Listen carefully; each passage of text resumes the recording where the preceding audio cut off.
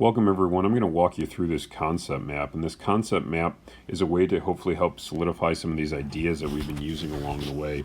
So how do we know whether to use the Q is equal to M times L or the Q is equal to MC delta T, and then what do each one of these variables represent and what do they mean is the idea of this concept map. Now, hopefully this is just all quick review, but for some of you, hopefully this will help like, oh, that's when I use that equation, because I see in your quizzes that there's some confusions, I think, sometimes.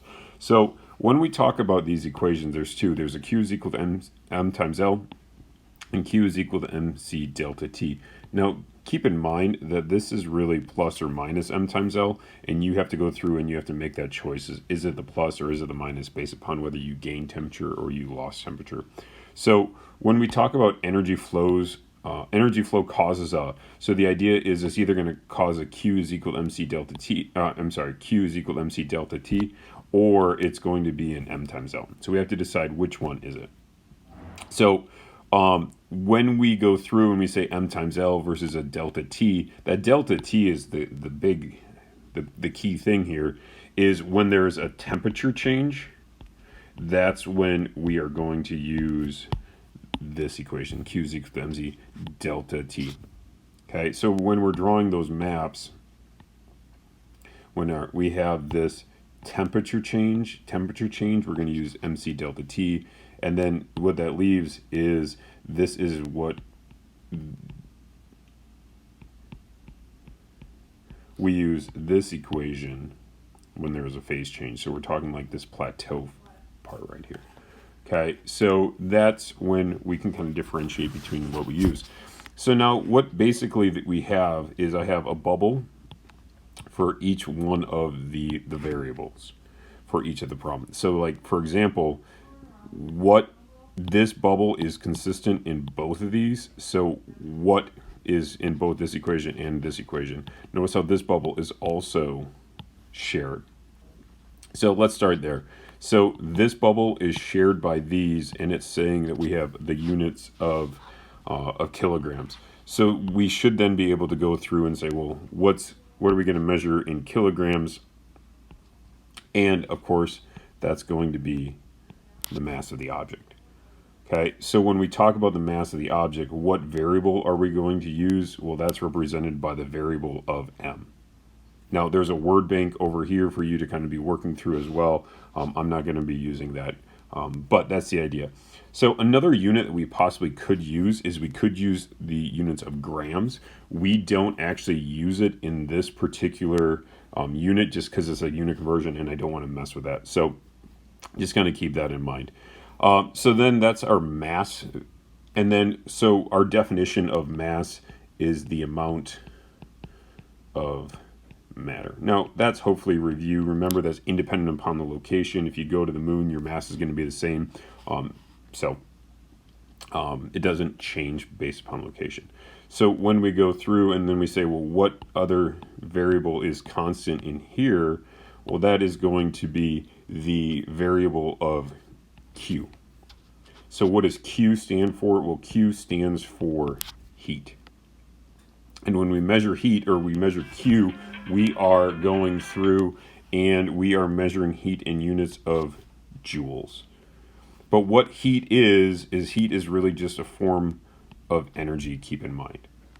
Okay, so when we go through and we're solving for Q, we are solving for heat, or we are solving for how much energy was either gained or lost. And that's where, when we go this plus or minus, we have to say, is it gained positive or is it lost negative? When we use this equation, the MC delta T, this delta T, the final minus initial temperature, is going to get us that positive or negative heat, whether heat was gained or lost.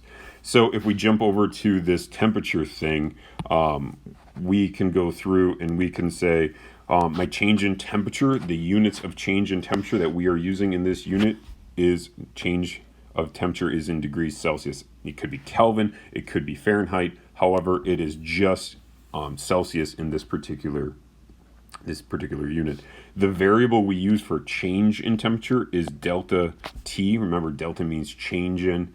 And then the idea of how do we actually calculate this, and this is a common thing people are still mixing up, is when we talk about change in temperature, it's your final temp, your TF, minus your initial temp, your TI. And if it's positive, that means your final temperature is bigger, it gained heat. If it's negative, it means your final temperature was smaller, it lost heat, so negative. Now, what is temperature? That kind of goes back to like the week 1, part 1 of this unit, and it's a kinetic energy. So when we talk about change in temperature, it's the change in average kinetic energy of the particles in that particular object. Okay, so it's a change in average kinetic energy. So that's what this is looking at, is delta T. So we have the Q, we have the M, we have the delta T.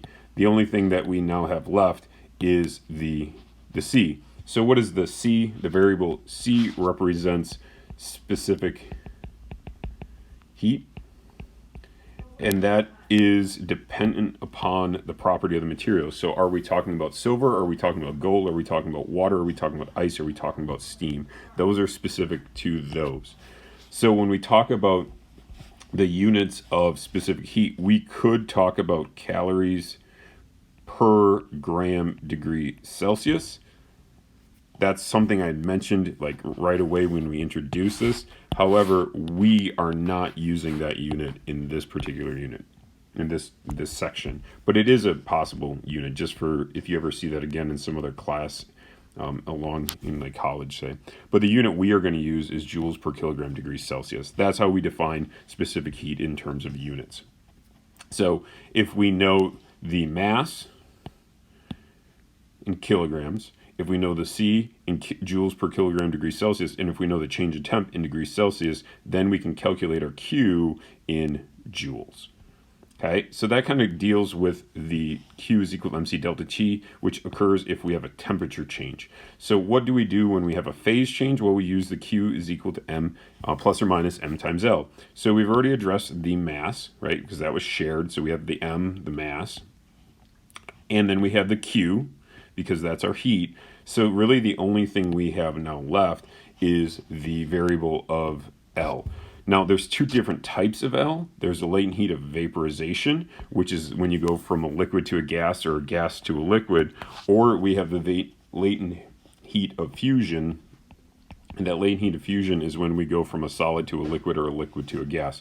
But this L stands for latent heat.